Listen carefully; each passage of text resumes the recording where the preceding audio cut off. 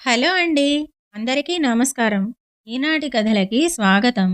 ఈరోజు మనం చెప్పుకోబోయే చందమామ కథ 'బాతుల కన్నడు'. ఒక గ్రామంలో ఒక పేదరాలికి కన్నడు అనే కొడుకు ఉండేవాడు. తల్లి వాడి చేత ఏ పని చేయించలేకపోయింది. ఎవరి దగ్గరనన్నా కమతగాడిగా పెడదామంటే నేను ఎవరి కింద పని చెయ్యను అని వాడు మొండికెత్తాడు. పేదరాలికి 2 ఆడబాతులు, ఒక మగబాతు, 16 పిల్లబాతులు ఉండేవి. ఒకనాడు వాడి తల్లితో పిల్లబాతులను పట్నంలో అమ్ముకుని వస్తానని బయలుదేరాడు. పట్నంలో వ్యాపార స్థలం పెద్ద సంతలా ఉంటుంది. అన్నడు బాతులను తోలుకుని అక్కడికి చేరేసరికి వీరాసామి అనే ధనికుడు వాణ్ణి చూసి, బాతులను ఎట్టా అమ్ముతుండవు అని అడిగాడు. జత 2 వెండి వరహాలు. దేవుడు అడిగినా అంతకు తక్కువకు ఇచ్చేది లేదు అన్నాడు కన్నడు. ఈ వీరాసామి నగరమంతా కొనగల ధనికుడు. ఆయన కన్నడితో, దొంగ వెధవ, నాతో బేరం ఆడగల మొనగాడివా నువ్వు? జతకు 2 సత్తుమాడలిస్తాను అన్నాడు. వెండి వరహాలని చెప్పాను కానా అన్నాడు కన్నడు. ఈ వెధవను ఇంటికి పట్టుకురండి, బాతులను కూడా తోలుకురండి అని వీరాసామి తన వెనక ఉన్న 2 నౌకర్లతో చెప్పాడు. కన్నడిని వాళ్ళు వీరాసామి ఇంటికి ఈడ్చుకుపోయి యజమాని ఆజ్ఞ మీద చింతబరికెతో 25 దెబ్బలు కొట్టారు. బాతుల ధర వాడికి ఆ రూపంలో ముట్టింది. దెబ్బలు తిన్న కన్నడు, దీనికి 3 వసూలు చెయ్యకపోతే నా పేరు కన్నడు కాదు అన్నాడు. వీరాసామి మరింత మండిపడి కన్నడ్ని మరో 30 దెబ్బలు కొట్టించి పంపాడు. తర్వాత కన్నడు చాలా ఏళ్లపాటు ఊళ్ల వెంట తిరిగి బతుకుతూ పెద్దవాడయ్యాడు. కానీ వీరాసామి మీద వాడికున్న కసి ఏమాత్రమూ తగ్గలేదు. కొంతకాలానికి వాడు వీరాసామి ఉండే పట్నానికి తిరిగి వచ్చి, వీరాసామి కొత్తగా ఒక పెద్ద భవంతి కట్టిస్తున్నట్టు విన్నాడు.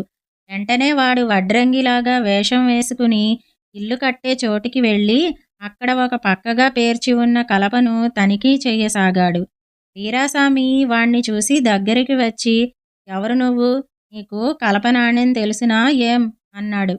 నేను దూరదేశపు వడ్రంగిని సామి, అంతో ఇంతో పేరు తెచ్చుకున్నవాణ్ణే, కలప నాణ్యం తెలియకేం అన్నాడు కన్నడు.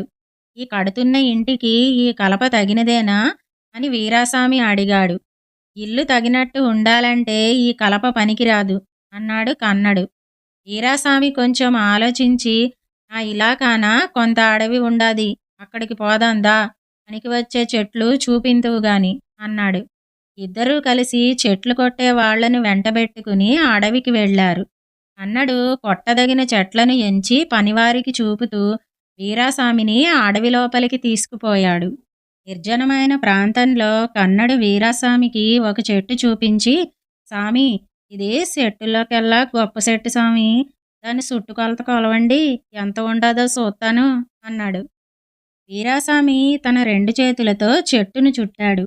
కన్నడు తన బొడ్డులో నుంచి ఉచ్చుతాడు తీసి వీరాసామి 2 చేతులకు కలిపి తగిలించి బిగించాడు.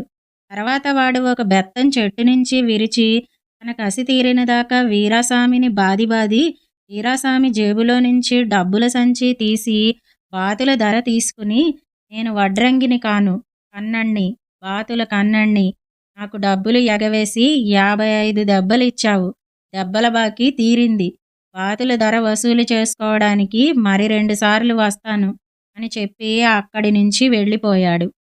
వీరాసామి మనుషులు తమ యజమాని కోసం చాలాసేపు వెతికి చివరకు జాడ తెలుసుకుని ఆయన్ను ఇంటికి చేర్చారు. వీరాసామి దెబ్బల బాధతోనే గాక భయంతో కూడా మంచం పట్టాడు. కొద్ది రోజులు గడిచాక వీరాసామి మంచం పట్టినట్టు కన్నడికి తెలిసింది. వాడు వైద్యుడిలాగా వేషం వేసుకుని ఊరి సత్రానికి వచ్చి వీరాసామి జబ్బు గురించి మాట్లాడుకునే వారితో, ఆ పెద్ద మనిషికి నేను క్షణంలో నయం చేయగలుగుతునే అన్నాడు. ఈ వార్త వీరాసామికి చేరింది. ఆయన కొత్త వైద్యుణ్ణి తన ఇంటికి పిలిపించాడు. నేను మళ్ళీ లేచి తిరుగుతానంటారా ఆచార్యులు గారు అని వీరాసామి బాతుల కన్నణ్ణి అడిగాడు. ఎందుకు తిరగరండి, రామబాణం లాంటి ఔషధం తయారు చేస్తాను, వేషుగ్గా లేచి తిరుగుతారు అని కన్నడు ఇంట్లో ఉన్న నౌకర్లలో ఒకణ్ణి ఒక దినుసు తెమ్మని పంపాడు. వాడు వెళ్ళాక ఇంకో దినుసు తెమ్మని ఇంకొకణ్ణి పంపాడు. ఇలా ఉన్న నౌకర్లందరినీ పంపేసినాక వాడు మూలనున్న దుడ్డు కర్ర తీసి అసలు చికిత్స ఇది. నేను వైద్యుణ్ణి అనుకున్నావా? కాను. కన్నణ్ణి. బాతుల కన్నణ్ణి. బాతుల ఖరీదు పుచ్చుకోవటానికి రెండోసారి వచ్చాను అన్నాడు. వీరాస్వామి కేకలు కూడా పెట్టలేదు. కొయ్యబారిపోయాడు. భయంతో ఆయనకు నిలువుగుడ్లు పడి నీలుక్కుపోయాడు. కన్నడు కర్ర అవతల పారేసి పెట్టెలన్నీ వెతికి బాతుల డబ్బు పుచ్చుకుని ఇంకొక్కసారి వస్తాను అంటూ వెళ్ళిపోయాడు. ఆ తర్వాత చాలా ఏళ్లు గడిచాయి. వీరాస్వామి మళ్ళీ లేచి తిరుగుతున్నాడు. ఆయన బాతుల కన్నడిని పూర్తిగా మర్చిపోయాడు కూడా. కన్నడికి మాత్రం మరొక్కసారి వీరాస్వామిని కలుసుకోవాలనిపించింది. ఒకరోజు ఉదయం వాడు పట్నంలో సంతకు చేరాడు. వీరాస్వామి ఇంకా అటుకేసి రాలేదు. ఒక మనిషి గుర్రాన్ని అమ్మజూపుతూ కన్నడికి కనిపించాడు. కన్నడు దాన్ని గురించి అడిగితే, ఈ గుర్రాన్ని మించి పరిగెత్తగల గుర్రం ఈ దేశంలోనే లేదు అన్నాడు ఆ మనిషి. నేను చెప్పినట్టు చేస్తివా? నీ గుర్రాన్ని నేనే కొంటాను అన్నాడు కన్నడు. ఏం చెయ్యమంటావో చెప్పు అన్నాడు ఆ మనిషి. బండి మీద షావుకారు వీరాస్వామి వస్తుంటాడు. నువ్వు ఎదురు వెళ్ళి ఆయనతో నేనే బాతుల కన్నణ్ణి అని గట్టిగా అను అని వెంటనే వేగంగా పరిగెత్తుకు వచ్చేయి, లేకపోతే ప్రమాదం అన్నాడు. గుర్రం అమ్మేవాడు తన గుర్రం మీద ఎదురు వెళ్ళి జోడుగుర్రాల బండిలో వస్తూ వీరాస్వామి కనిపించగానే నేనే బాతుల కన్నణ్ణి అని చెప్పి గుర్రాన్ని వేగంగా దౌడి తీయించాడు. వీరాస్వామి ఆవేశంగా బండిని ఆపించి బండి గుర్రాలను విప్పించి తన నౌకర్లతో వాణ్ణి పట్టుకున్న వాడికి 2 బంగారు కాసులిస్తాను, త్వరగా వెళ్ళండి అన్నాడు. వీరాస్వామి నౌకర్లు బండి గుర్రాలనెక్కి బయలుదేరారు. వీరాస్వామి బండిలోనే ఉండిపోయాడు. అప్పుడు కన్నడు ఆయన్ను సమీపించి, బాతుల కన్నడు ఆ మనిషి కాదు, నేను కన్నణ్ణి, బాతుల కన్నణ్ణి అన్నాడు. వీరాస్వామి భయంతో కొయ్యబారిపోయాడు.